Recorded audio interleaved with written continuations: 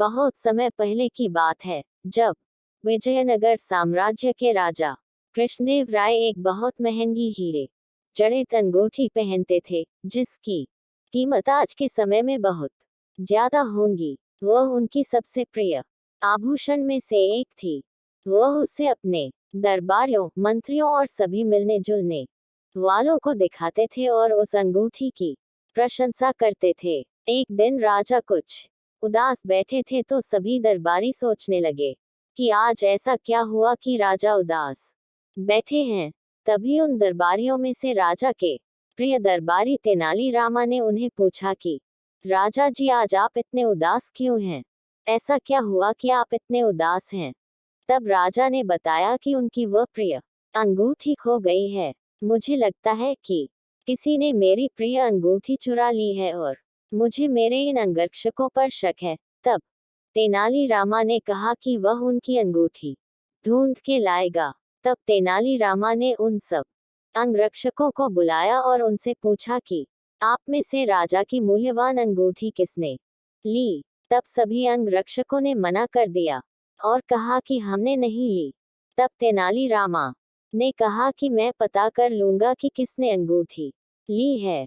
तब तेनाली रामा ने कहा कि सभी अंगरक्षक मेरे साथ चलिए और मैं सुबह तक बता दूंगा कि किसने अंगूठी ली है।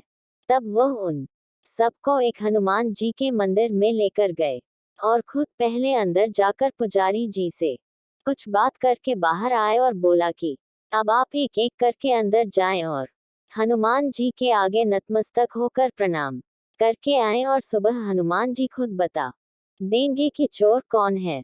तो एक एक करके सब दरबारी अंदर जाने लगे और नतमस्तक होकर प्रणाम करके बाहर आने लगे।